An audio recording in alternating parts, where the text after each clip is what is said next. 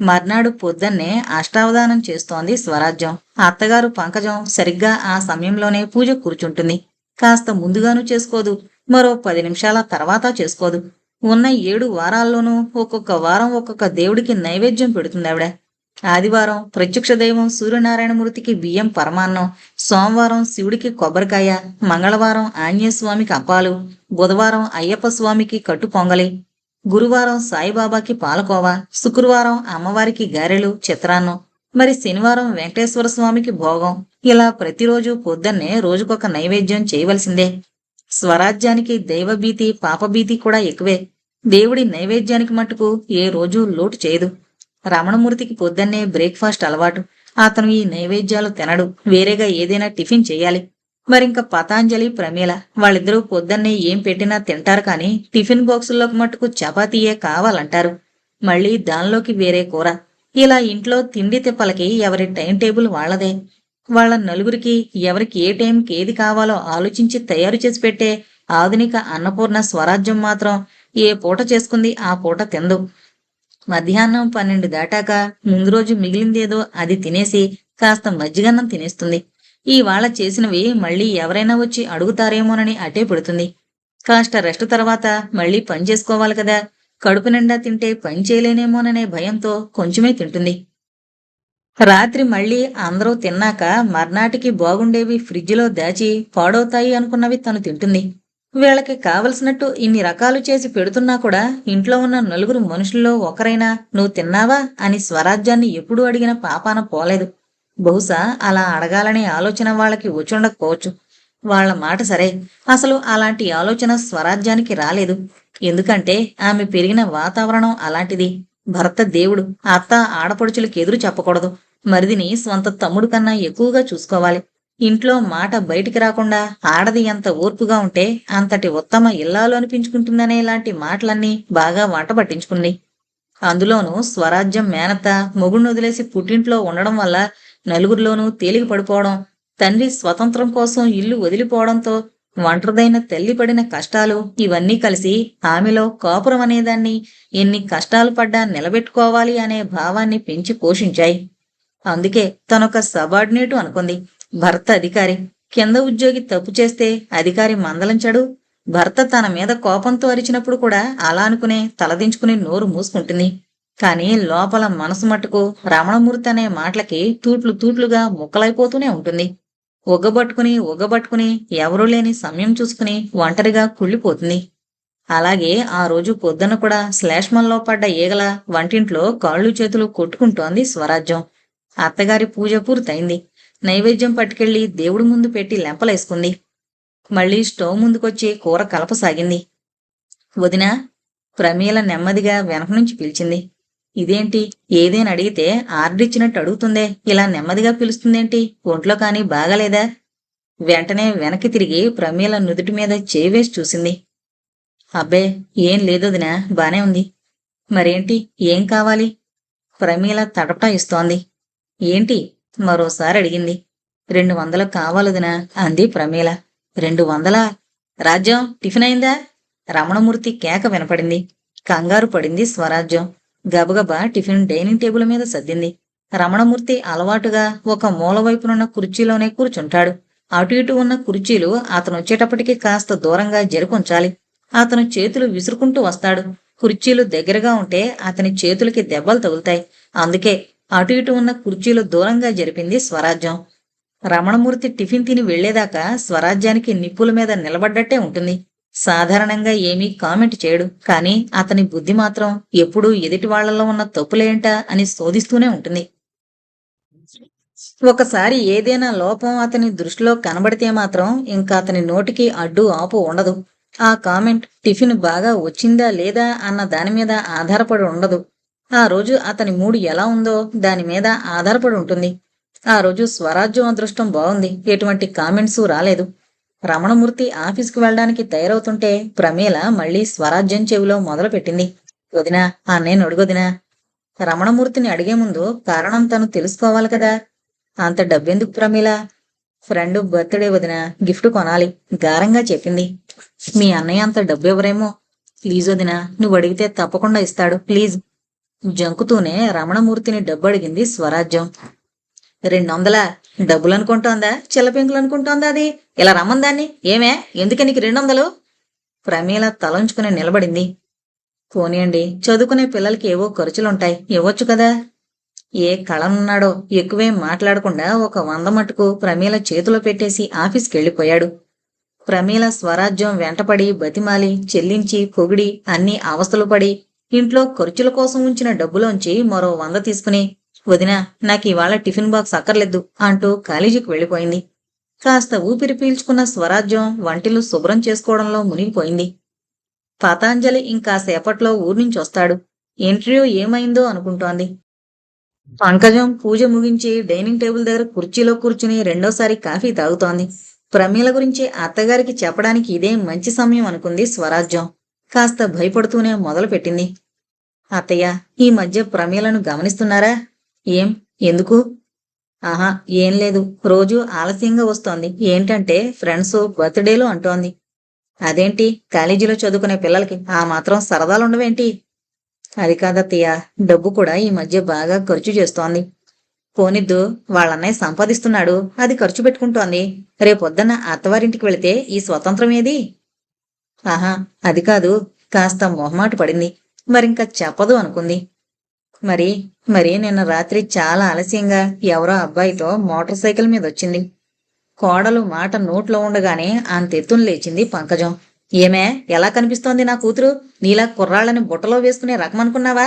మా వాడు నీ వల్లో పడ్డాడని వాడి మాట కాదనలేక నిన్ను ఇంటి కోడల్ని చేసినంత మాత్రాన మీ లేనింటి లేకి బుద్ధులు ఎక్కడికి పోతాయి? మా వాడి మొహం చూసి నిన్నింట్లో చేరనిస్తే నువ్వు నా కూతుర్నే తప్పు పడతావా? అయినా బయటనుంచి వచ్చిందానివి, నీ హద్దుల్లో నువ్వుండు అంటూ అనేవి అనకూడనివి అన్నీ కలిపి దులిపేసింది స్వరాజ్యాన్ని పంకజం. తెల్లబోయింది స్వరాజ్యం. పెళ్ళైన కొత్తలో కొడుకెదురుగుండా నా బంగారు తల్లివే నువ్వు అన్న కోడల్ని కొడుకటు తిరగగానే నా నెత్తిమీద పెద్దమ్మలు ఎక్కేవే అనే అత్తగారి ధోరణి స్వరాజ్యానికేం కొత్త కాదు. ఆవిడ నాలుక ఎటువైపైనా తిరగలదని తెలుసు. బాగా సంపాదిస్తున్న కొడుక్కి బాగా కట్నం తెచ్చే అమ్మాయిని చెయ్యాలనుకుందావిడ.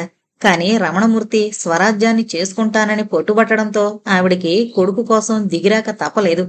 పెళ్ళైన కొత్తలో ఈ ధోరణి చాలా ఎక్కువగా ఉండేది. ఈ మధ్య కాస్త తగ్గింది. బహుశా ఈ నేళ్లలో తన మంచితనం అత్తగారు గ్రహించారు అనుకుంది. అందుకని స్వరాజ్యం ఆ మాటలు మరిచిపోయింది. కాని మళ్లీ ఇన్నాళ్లకి ఆవిడ గొంతు లేవడంతో తన స్థానమెక్కడో గుర్తు చేసుకుంది. పెళ్ళైన 12 సంవత్సరాలయ్యాక కూడా తన సంగతి ఈ నేల నుంచి చూస్తూ కూడా అత్తగారింకా ఆ విషయాలు మరిచిపోకపోవడం ఆశ్చర్యంగా అనిపించింది. ఈ అనుభవంతో స్వరాజ్యానికి ఒక పచ్చి నిజం తెలిసింది. ప్రమీల ఆలనా పాలనా చూడ్డానికి తను కావాలి. ఏ టైంలో వచ్చినా కావలసినవి అందించడానికి తను కావాలి. ఆమె బట్టల్ని పువ్వులా ఉతకడానికి తను కావాలి. ఆమెకి నచ్చిన వంటకాలు చేసి పెట్టడానికి వంట మనిషిగా తను కావాలి. రెక్కలు ముక్కలయ్యేలా తలంట్లు పోయడానికి, అన్నీ అమర్చి కంచాలు అందించడానికి, అన్ని రకాలైన చాకరీలకి తను కావాలి. ఎందుకు? ఆ ఇంటికి బాధ్యత గల పెద్ద కోడలుగా. కాని అదే బాధ్యతతో ప్రమీల ఇంటికి ఆలస్యంగా వస్తోందని తను చెప్పకూడదు. అప్పుడు తను పరాయింటిదవుతుంది. వాళ్ళందరూ ఒకటే పోతారు. తను వేరే అయిపోతుంది. ఈ తర్కం ఏంటో ఎంత ఆలోచించినా స్వరాజ్యానికి అంతు చిక్కలేదు. అప్పటి వరకు ఆ ఇంటికి మహారాణి అనుకుంది. వదినా, మాకది కావాలి, ఇది కావాలి అన్నయ్యతో చెప్పవు అని మరిది ఆడపడుచు తన చుట్టూ తిరుగుతుంటే తనను తనే ఎంతో గొప్పగా భావించుకుంది. విశాల హృదయం ఉంది కనుక వాళ్ళిద్దరినీ ఎంతో ప్రేమతో తన స్వంత పిల్లల్లో చూసుకుంటున్నందుకు తనను తనే మెచ్చేసుకుంది. రమణమూర్తి కాదంటున్నా, వాళ్ల కోరికలు తీర్చడం తన తరం కాదంటున్నా అతని చేత తిట్లు తిని ఏదో విధంగా ఒప్పించి డబ్బు తీసుకొచ్చి వాళ్లు అడిగినవన్నీ తీర్చేది. అత్తగారు అంతే. ఏదైనా కావలసినప్పుడు ఎంతో ఆప్యాయంగా, అమ్మాయి వాళ్ళది కొనుక్కున్నారే, నాకు కూడా బాగుంటుందని రమణమూర్తికి చెప్పు అంటూ తనకు కావలసినవన్నీ స్వరాజ్యం ద్వారా కొడుక్కి చెప్పించి తన పబ్బం గడుపుకునేది. రమణమూర్తి కూడా అంతే. చాలా తెలివిగా పెత్తనమంతా స్వరాజ్యాందే అనే భ్రమ కలిగించేవాడు. తనకేమీ ఇష్టం లేనట్టు స్వరాజ్యం చెప్పడం వల్ల ఒప్పుకుంటున్నట్లు మాట్లాడేవాడు. కాని నిజంగా రమణమూర్తి స్వరాజ్యం అడిగినవి తన తల్లి, తమ్ముడు, చెల్లెళ్ళకే కనుక వాటన్నింటికీ ఒప్పుకునేవాడు. అలాగా ఆమె కళ్ళకి అనురాగం, ఆప్యాయత అనే గంతలు కట్టేసి ఆమె చెప్పిన మాట ఆ ఇంట్లో వేదవాక్యమనే భ్రమ కలిగించి ఆ ఇంట్లో అందరూ స్వరాజ్యాన్ని గానుగెద్దును తిప్పినట్టు తిప్పుతూ నూనె పిండుకుంటున్నారు. అత్తగారన్న మాటలకి మళ్ళీ స్వరాజ్యానికి ఆ ఇంట్లో తన స్థానమెక్కడో చూపించినట్లయింది. నాణానికి రెండో వైపు తిప్పి చూడకపోవడం తనదే తప్పు అనుకుంది.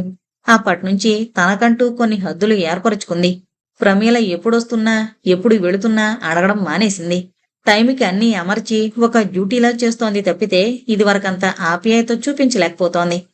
స్వరాజ్యం ఈ నిర్లిప్తత ప్రమీలకి బాగా అనుకూలించింది. అసలు ప్రమీల మంచమ్మాయే కాని డబ్బుగల అబ్బాయి స్నేహాన్ని ఆశిస్తుంటే కాదనేంత అవివేకురాలు కాదు. ప్రమీల ప్రేమించిన శ్రీకాంత్ తండ్రి పద్మనాభం గారు సిటీలో ఉన్న కొంతమంది సంపన్న గృహస్థుల్లో ఒకరు. సెంట్రల్ గవర్నమెంట్లో పెద్ద హోదాలో ఉన్నారు. ఊళ్ళో ఉన్న పొలాల్ని చూసుకోవడం కష్టమని గ్రహించి తెలివిగా వాటన్నింటినీ సిటీలో బిల్డింగులు కొనడంలో కట్టడంలో పెట్టేశారు. ప్రస్తుతం మెయిన్ బజార్లో ఉన్న ఆయన కట్టిన షాపింగ్ కాంప్లెక్స్కే గోల్డ్ అద్దొస్తుంది. మరింక మిగిలిన అద్దెలకిచ్చిన ఇళ్లమాట చెప్పనక్కర్లేదు. ఆయన ఉద్యోగరీత్యా హైదరాబాద్ వచ్చి 20 ఏళ్లు దాటుంటాయి. వచ్చిన కొత్తలోనే గవర్నమెంట్ వారి హౌసింగ్ బోర్డు ఇళ్లల్లో ఒక ఇంటికి స్వంతదారుడయ్యాడు.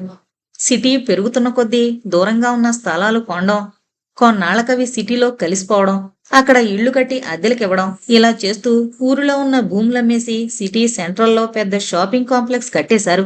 ఇక మరి ఆయన కష్టపడనక్కర్లేకుండా జీతం గీతం కాకుండా నెలకింతని అద్దెలు కూడా చేతిలో పడుతున్నాయి. పొలాల్లో పంటలైతే ఏడాదికొకసారో మహా అయితే 2 సార్లో దిగుబడి. అది కూడా ప్రకృతి అనుకూలిస్తేనే. కాని ఈ అద్దెల వల్ల నెలకొకసారి దిగుబడి. తెలివైనవాడు కనుక భార్య పేర కొడుకుల పేర తలొకటి పెట్టారు. ఆయనకి 3 కొడుకులు, 2 కూతుళ్ళు. కూతుళ్ళిద్దరికీ కట్నాలు ఘనంగా ఇచ్చి తన తాహతకు మించిన వారితో రంగరంగ వైభోగంగా పెళ్లిళ్లు చేశారు. పెద్ద కొడుకు కూడా ఇంజనీరింగ్ అయ్యాక ఉద్యోగాల జోలికి పోకుండా అపార్ట్మెంట్లు కట్టి అమ్మడం మొదలు పెట్టాడు. మరింక లోటేముంది? సిటీలో ఉన్న పెద్ద బిజినెస్ మ్యాన్ కూతుర్నిచ్చి అతనికి పెళ్లి చేశారు. ఇంకా వారింట్లో సిరి సంపదలకి సుఖ సంతోషాలకి కొదవే లేదు. లక్ష్మి సరస్వతులిద్దరూ వాళ్ళింట్లోనే కొలువు తీరారా అనిపిస్తుంది. ప్రమీల ప్రేమించిన శ్రీకాంత్ పద్మనాభం గారి రెండో అబ్బాయి. ఇంజనీరింగ్ అయ్యాక MBA కూడా చేశాడు. హైదరాబాద్లోనే ఒక ప్రైవేటు కంపెనీలో చెప్పుకోదగ్గ సంపాదనలోనే ఉన్నాడు. శ్రీకాంత్ది చూడగానే ఆకట్టుకునే రూపం. కష్టమంటే ఏంటో తెలియకుండా పెరగడం వల్ల మొహంలో నిర్మలత్వం పోలేదు. ముఖ్యంగా అతను నిలబడే తీరు, నడకలో హుందా, మాట్లాడడంలో గల చాతుర్యం ఎంతమంది కన్నెపిల్లల హృదయాలను దోచుకున్నాయి. కాని అతని చూపు ప్రమీల మీద పడింది. వాళ్ల పరిచయం కూడా చిత్రంగా జరిగింది. శ్రీకాంత్ పనిచేస్తోన్న private company home appliances distribution పూర్తిగా ఇతని చేతిలోనే పెట్టేసింది. దానికోసం ఆడవారిని ఆకర్షించే ప్రణాళికల్ని శ్రీకాంత్ తయారు చేయాల్సొచ్చింది. అందులో భాగంగా గృహిణులకి వంటల పోటీలు, కాలేజీ అమ్మాయిలకి డిబేటింగ్, హైస్కూల్ అమ్మాయిలకి ఆటల పోటీలు ఏర్పాటు చేసి దానికోసం సిటీలో విస్తృతమైన ప్రచారం చేశాడు. ఊహించలేనంత స్పందనొచ్చింది. ప్రమీలకి స్టేజెక్కి ఉపన్యాసాలివ్వడం అంటే చాలా ఇష్టం. చిన్నప్పటినుంచి ఉపన్యాసాలివ్వడం ఆమెకి వెనతో పెట్టిన విద్య. అందుకే ఈ పోటీల్లో ప్రమీల కూడా పాల్గొంది. చాలా కాలేజీల నుంచి ఇంచుమించు 50 మంది దాకా పోటీకొచ్చారు. జడ్జీలుగా ఒక ప్రొఫెసర్ని, ఒక లాయర్ని, ఆ కంపెనీ MDని తీసుకొచ్చాడు శ్రీకాంత్. ముందుగా అందరికీ రిటన్ టెస్ట్ పెట్టారు. అందులో 10 మందిని ఎన్నుకొని మాట్లాడమన్నారు. అందరూ మాట్లాడదామని ఉత్సాహంగా వచ్చిన వాళ్లే కాని వాళ్ళు నిలబడిన తీరు, మాట్లాడిన విధానం, చెప్పిన పాయింట్లు ఇవన్నీ దృష్టిలో పెట్టుకుని 5గురిని మాత్రం ఫైనల్స్ కి సెలెక్ట్ చేశారు. ఆ 5గురిలో ప్రమీల కూడా ఒక అమ్మాయి. ఫైనల్స్ లో అందరూ చక్కగా ఎవరి అభిప్రాయం వాళ్ళు చెప్పారు. ప్రమీల వంతొచ్చింది. ప్రమీలని చూడగానే శ్రీకాంత్ స్తబ్దుడై నిలబడిపోయాడు. ఆ రోజు శుక్రవారం అవడం వల్ల తలంటు పోసుకున్న జుట్టు ఎంత నొక్కిపట్టినా లొంగకుండా ముంగురులు ప్రమీల నుదుటి మీద ఆడడం మొదలుపెట్టాయి. చిన్న చిన్న పువ్వులున్న డిజైనున్న లేతరంగు వాయిల్చీర కట్టుకుంది. పసుపు రాసుకుని తలంటుకుందేమో, ఇంకా చెరిగిపోని లేత పసుపు రంగు చెంప మీద పగటి వెలుతురుపడి మెరుస్తోంది. పెట్టుకున్న కాటుక వల్ల సోగకళ్ళు మరింత సాగి చెవుల దాకా విస్తరించాయి. తళుక్కుమంటున్న జోకాలు చెంపలను తాకుతుంటే అది పసిడి పసిమా లేక ఒంటి పసిమా అన్నట్టుంది. నిబ్బరంగా టీవీగా ఒక మహారాణిలా ప్రమీల నడిచొచ్చి స్టేజి మీద మైకు ముందు నిల్చున్న తీరు శ్రీకాంత్ని ఏవేవో ఊహల్లోకి తీసుకెళ్లిపోయింది. శ్రీకాంత్కి గుర్తు తెలిసినప్పటినుంచి తల్లిని, అక్క చెల్లెళ్ళని చూస్తున్నాడు. ఎప్పుడూ మెడ తిరగని నగలు, పెద్ద పెద్ద జరీ బోర్డరున్న చీరలు, ఎప్పుడూ వీటి గురించే కబుర్లు తప్పితే ఇలాంటి సన్నటి వాయిల్ చీరలో మూర్తి భవించిన చైతన్యంలో ఉన్న అమ్మాయిని చూడడం అతనికేదో కొంచెం తేడాగా అనిపించింది. తనని పెళ్లి చేసుకునే ఉద్దేశంతో చాలా మంది అమ్మాయిలు వయ్యారాలు పోతూ తనని చుట్టుకోవడం అతనికి తెలుసు. కానీ ఆడపిల్లల్లో ఇంతటి ఆత్మవిశ్వాసం శ్రీకాంత్కి వినూత్నంగా అనిపించింది. కొత్తగా ఉన్నవన్నీ సహజంగా ఆకర్షిస్తాయి కదా. అలాగే శ్రీకాంత్ ప్రమీల వైపు ఆకర్షితుడయ్యాడు. ఎప్పుడైతే శ్రీకాంత్ తన వైపు ఆకర్షితుడవుతున్నట్టు ప్రమీల గ్రహించిందో అప్పట్నుంచి చాలా తెలివిగా వ్యవహరించింది. స్వరాజ్యం పెంపకంలో కొన్ని నియమాలు తప్పనిసరిగా పాటిస్తున్నా ఆమెది తల్లి పోలిక. జరిగినంతవరకు తనకు కావలసింది ఎలాగోలా జరిపించుకోవడం. స్వరాజ్యానికి ఈ విషయం తెలిస్తే అన్నగారితో చెప్పేస్తుందని భయపడి ఆమె దగ్గర దాచింది. వ్యవహారం ఒక కొలిక్కొచ్చేదాకా స్వరాజ్యం ముందు బయటపడదలుచుకోలేదు. మొన్ననే శ్రీకాంత్ వాళ్ల పెద్దవాళ్లకి విషయం చెప్పి దారి సుగమం చేశాడు. ఇక మిగిలిన విషయాలన్నీ రమణమూర్తి చూడవలసినవే. ఇక మరి విషయం బయట పెట్టక తప్పదు. అందుకే విషయం వివరంగా తల్లికి చెప్పి స్వరాజ్యానికి చెప్పమంది. ప్రమీల ఎన్నుకున్నది బాగా డబ్బున్న వాళ్లబ్బాయి అని తెలుసుకుని పంకజం కూడా సంతోషించింది. ఆ రోజు రమణమూర్తి ఆఫీస్కెళ్ళాక అందరికీ అన్నీ పెట్టి పంపించి 12 గంటలవుతుంటే భోజనానికి కూర్చుంది స్వరాజ్యం. పంకజం నెమ్మదిగా వచ్చి పక్క కుర్చీలో కూర్చుంది. ఆశ్చర్యపోయింది స్వరాజ్యం. అది ఆవిడ పడుకునే టైము. తిండమాపేసి ఆవిడ వైపు చూసింది. 12 అయింది టైము. ఇప్పుడు తింటున్నావా వెర్రిపిల్ల? పొద్దున్నే అబ్బాయితో కలిసి కాస్త టిఫిన్ అయినా నోట్లో వేసుకోకపోయావా? ఏంటో 12 దాకా ఏవో పనులు చేస్తూనే ఉంటావు. తెల్లబోయింది స్వరాజ్యం. ఏంటి అలా చూస్తావు? ఇదేంటి కూరేసుకోలేదు? అయ్యో, కూర తినకపోతే పని చేయడానికి ఓపిక ఎక్కడి నుంచి వస్తుందే? ఇంకాస్త వేసుకో. ఇవాళ బాగా కుదిరింది కూడాను. మరి కాస్త కూర వడ్డించింది. తినడం మరిచిపోయి ఆవిడ్నే చూస్తోంది స్వరాజ్యం. తన నటన తనకే అతిగా అనిపించిందేమో. కాస్త సర్దుకుంది పంకజం. అలా అయిపోయేమేం, తిను అంటూ మరికొన్ని మంచినీళ్లు గ్లాసులో పోసిందావిడ. ఈ మధ్య ప్రమీలని గమనించావా? నెమ్మదిగా మొదలుపెట్టింది. ఏం లేదే. ఇందాక ప్రమీల ఎవరో అబ్బాయిని గురించి చెబితేను. కంచంలో చెయ్యి కంచంలోనే ఉండిపోయింది స్వరాజ్యానికి. ఆమె మొహంలోకి చూడలేక డైనింగ్ టేబుల్ మీద గిన్నెలు అటు ఇటూ సర్దుతూ చెప్పిందావిడ. ఆ అబ్బాయిది మంచి కుటుంబమేనట. ఏదో శాఖాభేదం తప్పితే మనవాళ్లే కూడాను. అయినా ఈ రోజుల్లో శాఖలెవరు పట్టించుకుంటున్నారులే. కాని ఆ పిల్లాడిదేదో పెద్ద చదువటే, పెద్ద ఉద్యోగం అంట. అదేదో నా పేరు నాకు తెలీదు కాని వేలు సంపాదిస్తున్నాడంట. మన ప్రమీలంటే ఇష్టపడుతున్నాడు. వాళ్ళింట్లో చెప్పాడట. వాళ్ళు ఒప్పుకున్నారట కూడాను. నువ్వు అబ్బాయి ఒకసారి లాంఛనంగా వాళ్ళింటికి వెళ్ళి చెబితే బాగుంటుంది. ఆశ్చర్యపోయింది స్వరాజ్యం. ఆ అబ్బాయికి అలా చెబుతావో ఏంటో. నాకేమో వాడితో మాట్లాడమే రాదాయే. నువ్వైతే ఎంచక్క వాడికి నచ్చినట్టు చెప్పగలవు. ఏదో పెద్ద మనసు చేసుకుని దాన్నో ఇంటిదాన్ని చేస్తివా బతుకంతా నీ పేరు చెప్పుకుని దీపం పెట్టుకుంటుంది. ఆవిడ మాటలకి కంగారు పడింది స్వరాజ్యం. చూడు, ఎంతప్పటినుంచి దాన్ని పెంచి పెద్ద చేశావు. ఏం పుణ్యం చేసుకున్నానో నీలాంటి కోడలు దొరికింది. ఏదో నీ పుణ్యమా అని దాన్నో ఇంటిదాన్ని చేస్తివా? కళ్లమట నీళ్లు పెట్టుకుంది పంకజం. తట్టుకోలేకపోయింది స్వరాజ్యం. అయ్యో, అదేంటత్తయ్య, ప్రమీలకి మంచి భర్త దొరకాలని నాకు మాత్రం లేదా? తప్పకుండా ప్రయత్నిద్దాం అంది. అంతేకాని అప్పటిదాకా ఆవిడ వాళ్ల వంశాన్ని పొగుడుతూ తమ పుట్టింటిని తెగనాడిన మాటలన్నీ మళ్లీ ఎత్తి చూపించాలని స్వరాజ్యానికి తోచలేదు. అప్పటిదాకా తనని పరాయిదాన్ని చేసిన అత్తగారు అదే నోటితో వాళ్ళింట్లో సమస్య పరిష్కరించమని తనని బ్రతిమలాడ్డం విడ్డూరంగానే అనిపించింది. ఆవిడకి ప్రమీల పెళ్లి ఆ ప్రేమించిన వాడితో జరగాలి. అది ముఖ్యం. అందుకోసం ఆవిడ నరంలేని నాలుక ఎటువైపైనా తిరుగుతుంది. అది సత్యం. ఇవన్నీ స్వరాజ్యానికి అర్థమవుతూనే ఉన్నాయి. తను తప్ప ఇప్పుడు వాళ్ళకి దిక్కులేదు. వాళ్ళంతట వాళ్ళు రమణమూర్తి ఎదుటిపడి విషయం చెప్పి అతనన్న మాటలు పడి పని జరిపించుకునే సత్తా వాళ్ళకి లేదు. అందుకనే పంకజం అంతకుముందు స్వరాజ్యాన్ని అన్న మాటలన్నీ మరిచిపోయి మళ్లీ ఆమెనే బ్రతిమలాడ్డం మొదలుపెట్టింది. అసలు ఇదే సమయం స్వరాజ్యానికి. కావాలంటే పంకజం ఇది వరకన్న మాటలన్నీ గుర్తుచేసి ఆవిడికి నోటమాట లేకుండా చేయడానికి, వాళ్ల వంశానుకున్న పరువు ప్రతిష్టలేంటో ఎత్తి పడవడానికి. కాని స్వరాజ్యం అలా ఆలోచించడం లేదు. అది ఆమె స్వభావం కాదు. ఎదుటి మనిషిని నొప్పించే మాటలని వాళ్లు బాధపడుతుంటే చూడలేదామె. అందుకే పంకజం ప్రార్థనలకి కరిగిపోయింది. ఎలాగోలా తన చేతులతో పెంచిన ప్రమీలకు ఆమె కోరుకున్న ఇంట్లో ఇవ్వాలన్న ఆలోచన తప్పితే పాత విషయాలు తిరగదోడాలన్న ఆలోచనే స్వరాజ్యానికి రాలేదు. కాని పిల్లి మెడలో గంట కట్టడం అంత తేలిక? రమణమూర్తి దగ్గర ప్రమీల విషయం ప్రస్తావించడానికి స్వరాజ్యానికి చాలా ధైర్యం కూడదీసుకోవాల్సి వచ్చింది. అసలు ముందు రాత్రి భోజనాలప్పుడే ఈ విషయం కదుపుదామనుకుంది. కాని మాట మీద మాటొచ్చి ఆవేశంలో ఎక్కడ భోజనం వదిలేసి లేచిపోతాడో అని అప్పటి కూరుకుంది. భోజనాలయ్యాక రమణమూర్తి హాల్లో సోఫాలో కూర్చుని పత్రిక తిరగేస్తున్నప్పుడు నెమ్మదిగా అంది. ఈ ఏటితో ప్రమీల డిగ్రీ అయిపోతుంది కదండి. ఉమ్, మరి పరీక్షలయ్యాక పెళ్లి చేయాలి కదా. ఏంటి, ఆడపడుచుని ఎంత తొందరగా ఇంట్నుంచి పంపించేద్దామానా? అబ్బే కాదు, ఇది పెళ్లి వయసే కదా అని నసిగింది. సరే, మీ పల్లెటూరు వాళ్ళకి 10 ఏళ్ల నుంచి పెళ్లి వయసే. అదెంత తెలివైందో తెలుసా? దాన్ని ఎంఏ చదివిస్తాను. అప్పుడు మాకు తగ్గ పెద్ద సంబంధం చూసి చేస్తాను. ఆ పెద్ద సంబంధమే ఇప్పుడు చేస్తే చటుక్కున అనేసి ఏమంటాడో అని భయపడుతూ రమణమూర్తిని చూసింది. ఏం, ఏమైనా సంబంధం వచ్చిందా? ఆ మాట వినగానే అతనేదో అనుకూలంగానే ఉన్నాడు అనుకుంది స్వరాజ్యం. పద్మనాభం గారని ఈ ఊళ్ళో బాగా డబ్బున్నాయనండి. వాళ్ళ రెండో అబ్బాయి మంచి ఉద్యోగంలో ఉన్నాడు. వాళ్ళింటి పేరు చెప్పింది. ఆ పేరింటి వాళ్ళు మన శాఖలో కూడా ఉన్నారా? కాదండి, వాళ్ళు మన శాఖ కాదు, సంకోచిస్తూ చెప్పింది. మన శాఖ కాని వాళ్ళకి ఎలా ఇస్తాననుకున్నావు? తీవ్రంగా అడిగాడు. అంటే అంటే ప్రమేల ఇష్టపడుతోందని మాటలు కూడ తీసుకుంది. రమణమూర్తికి షాక్ తగిలినట్లయింది. ఇది అతను ఊహించింది.